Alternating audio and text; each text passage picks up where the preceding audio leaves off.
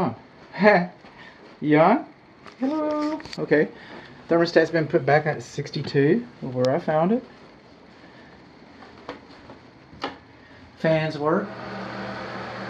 Light's not the brightest. Sometimes these fluorescent, you can see little fluorescent swirls in there. I'm not a real big fan of those because I've had some personal problems with what they call it, the moguls, the bases, overheating, and but that was some years ago. Maybe it's gotten better.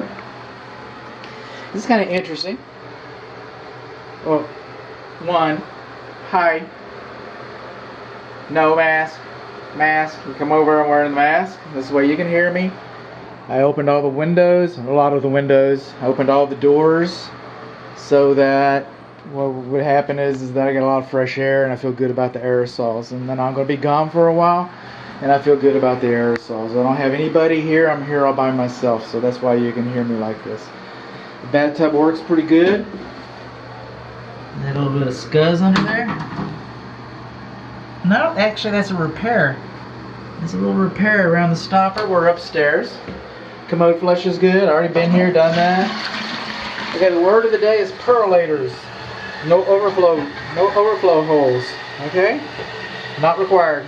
Not required. Now if you've got a child, you know, maybe you're washing the Barbie's bathing suit or something, and then you get distracted, it could overflow and you have an event. You know, a lot of lavatories have percolators that have overflow, but these don't. They're okay. Hot's on the left, cold's on the right. Been here. When I got here, most of the electric receptacle outlet GFCIs, but not all, were tripped. This one's kind of difficult to reset. Now I know that when I reset this one, it does all the ones. We're upstairs. We're in the upstairs. I guess we call this the guest bedroom, bathroom. And anytime you lose power, so if you're going to have a guest over here, but if you lose power in the master bathroom, this is where you go to reset it. Lose power in the hall bathroom, this is where you go to reset it. Oh, and by the way, this is the plumbing and appliance video, okay? And of course we got GFCI, we got some of that. By the way, smoke alarms, that's an appliance, I guess.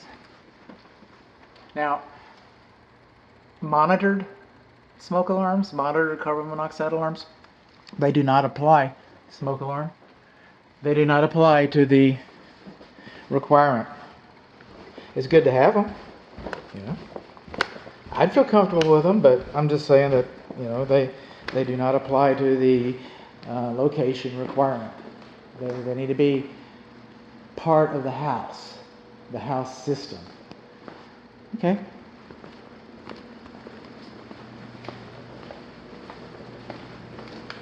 GFCI, but some of these GFCIs are not labeled as being so. Dishwasher's just been rocking along. Got a 1/2 horsepower garbage disposal. This is installed pretty good. And what we have here is called a foul line, F-O-U-L. That's where all the cooties hide, and the germs, and the bacterium, and the viruses. Okay. Code says it's supposed to cascade down like this. Now, having said that, this is kind of like the bundling I was talking about earlier, and I hate discounting my work. I really do. But I've yet to see, well, I've seen very few of these installed properly. And I don't have a very good rear view mirror. Nobody's ever called me up and said, hey, bud, thank you for that. Thank you for that foul line. Sure, we got that taken care of, man. You're the bomb. I just haven't heard that. So, and again, you know, back to the bundling, I don't know if that's the hill, you know, you want to die on. I would never dissuade my client from seeking perfection, but, you know, it just might not be your best battle. Just saying. Right. Okay, like I said, 1/2 horsepower garbage disposal. There's the data plate. I'm not seeing any signs that this house has been treated. I'm seeing signs that it's been inspected, but not treated. See those sticks? Just put some sticks up there, Phil. We're going to the beer store. Oh, Doug, you're like the best. You know? The manufacturer says there should be clips, not little sticks holding it up. I'm just saying. So we got a couple things going on. We got a foul line. And then we don't have clips there.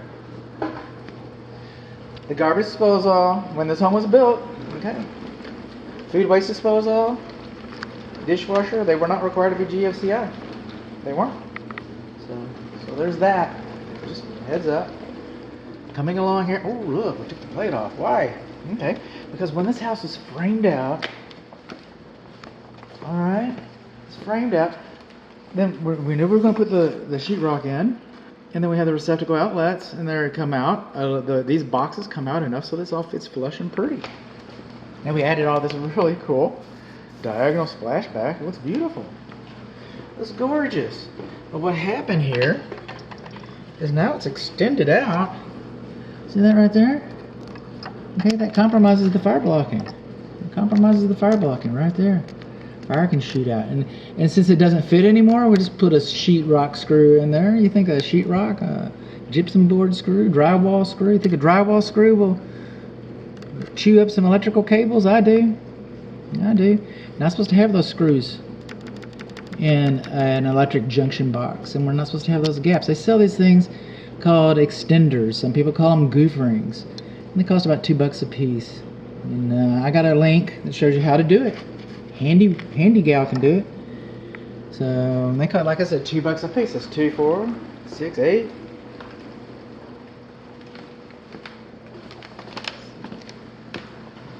18.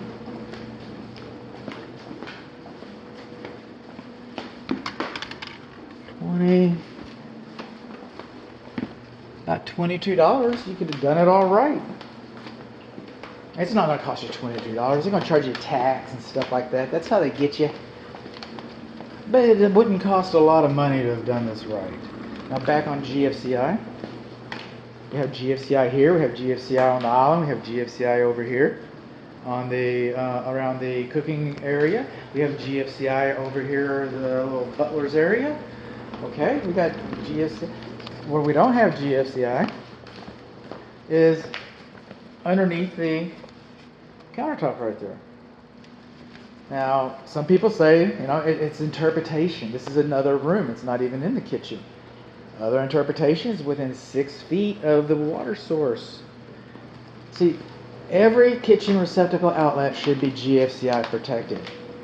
Every kitchen countertop electric receptacle outlet should be, including islands. And then any receptacle outlet within 6 feet of the kitchen sink, which would be the food waste disposal and the dishwasher.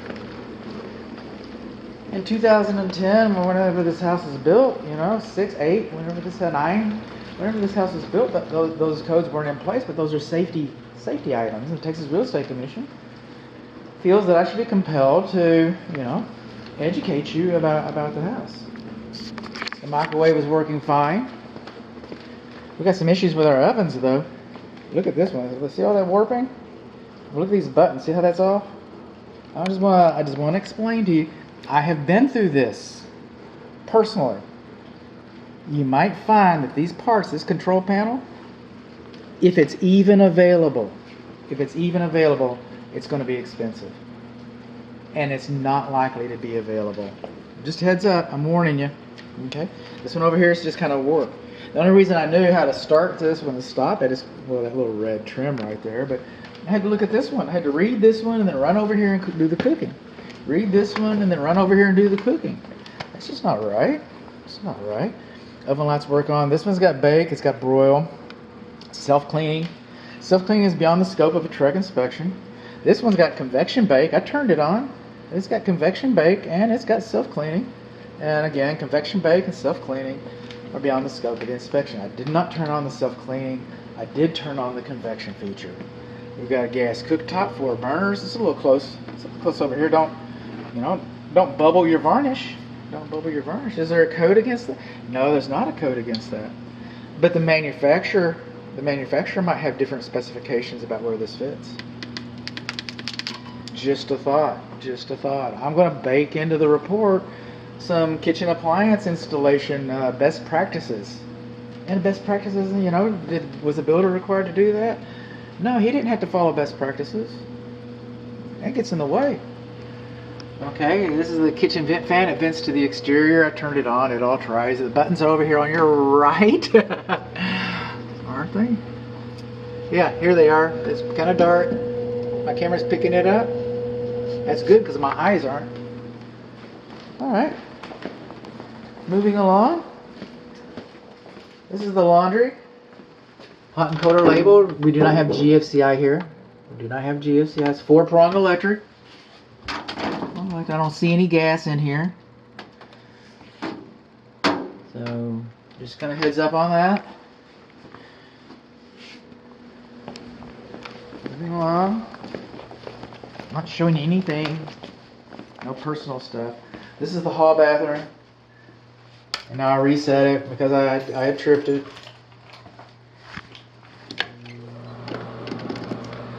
Yeah, we're back. Okay. Not a lot different. No percolator. I didn't spill any water. Okay. Looks kind of nice in here, all these things.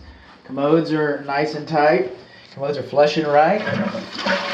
Water, hot's on the left. Hot's on the left.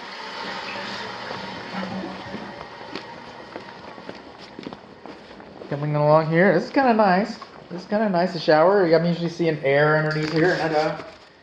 There's just one thing. There's one thing. I'll just try this right now. We're in the master bathroom. I want to take a nice hot shower because, you know, I'm a guy. My wife, she wants to take a nice hot bath because, you know, she's a woman. Watch this. See that?